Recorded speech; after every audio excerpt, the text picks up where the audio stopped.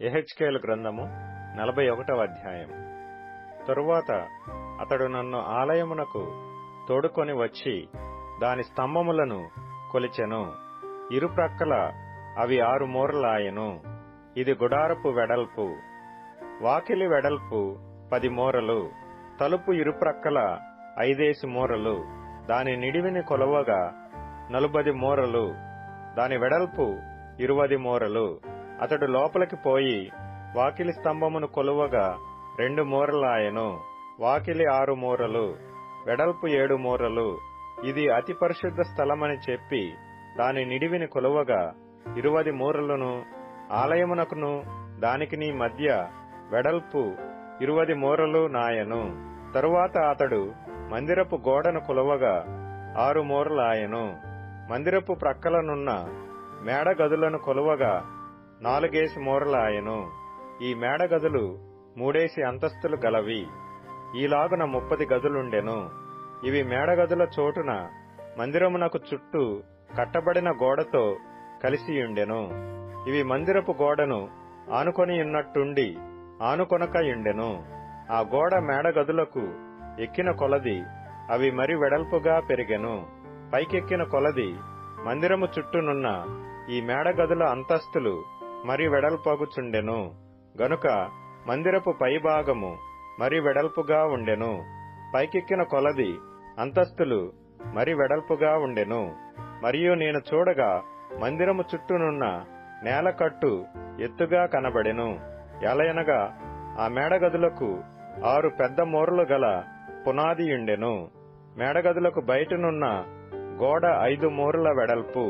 మరియు మందిరపు మేడగదుల ప్రక్కలనున్న స్థలము ఖాళీగా విడువబడియుండెను. గదుల మధ్య మందిరము చుట్టూ నలుదిశల 20 మూరల వెడల్పున చోటు విడువబడియుండెను.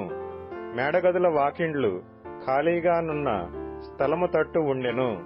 ఒక వాకిలి ఉత్తరపు తట్టునను ఇంకొక వాకిలి దక్షిణపు తట్టునను ఉండెను.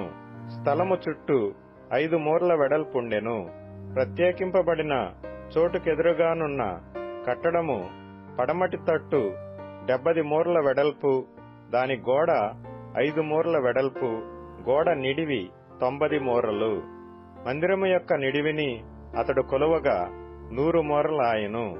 ప్రత్యేకింపబడిన స్థలమును దానికెదురుగానున్న కట్టడమును దాని గోడలను కొలువగా 100 మూరలాయెను. మరియు తూర్పు తట్టు మందిరపు నిడివిని ప్రత్యేకింపబడిన స్థలమును కొలువగా 100 మూరలాయెను.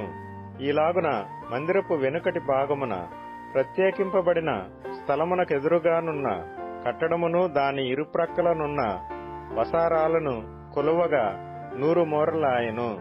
మరియు గర్భాలయమును ఆవరణపు మంటపములను గడపలను కమ్ములు గల కిటికీలను ఎదుటి 3 అంతస్తుల చుట్టూనున్న వసారాలను ఆయన కొలిచెను. కిటికీలు మరుగు చేయబడెను. గడపలకెదురుగా నేల నుండి కిటికీల వరకు బల్ల కూర్పుండెను. వాకిండ్లకు పైగా మందిరమునకు బయటను లోపలను ఉన్న గోడ అంతయు లోగోడయు వెలి గోడయు చుట్టూ గోడయు కొలత ప్రకారము కట్టబడియుండెను. కెరూబులను ఖర్జూరపు చెట్లును ఉండెను. దానికి 2 కెరూబుల సందున ఖర్జూరపు చెట్టు ఒకటి ఉండెను. ఒక్కొక్క కెరూబునకు 2 ముఖములుండెను. ఎట్లనగా ఈ తట్టు ఖర్జూరపు చెట్టు వైపున మనుష్య ముఖమును, ఆ తట్టు ఖర్జూరపు చెట్టు వైపున సింహముఖమును కనబడెను. ఈ ప్రకారము మందిరమంతటి చుట్టూ నుండెను. నేల మొదలుకొని వాకిలి పై వరకు మందిరపు గోడకు కెరూబులను ఖర్జూరపు చెట్లును ఉండెను. మందిరపు ద్వార బంధములు చచ్చౌకములు, పరిశుద్ధ స్థలపు ద్వార బంధములను అట్టివే. బలిపీఠము కర్రతో చేయబడెను. దాని ఎత్తు 3 మూరలు, నిడివి 2 మూరలు. దాని పీఠమును మూలలను ప్రక్కలను మ్రానితో చేయబడినవి. ఇది యెహోవా సముఖమందుండు బల్ల అని అతడు నాతో చెప్పెను. మందిరమునకును పరిశుద్ధ స్థలమునకును 2 వాకిండ్లుండెను. ఒక్కొక్క వాకిలి 2 మడత రెక్కలు గలది. మరియు గోడల మీద ఉన్నట్లుగా మందిరపు వాకిండ్ల మీదను కెరూబులను ఖర్జూరపు చెట్లును చెక్కబడి ఉండెను. బయటి మంటపమునకు విచిత్రముగా చేసిన ఉబుకు వాటు పని కనబడెను.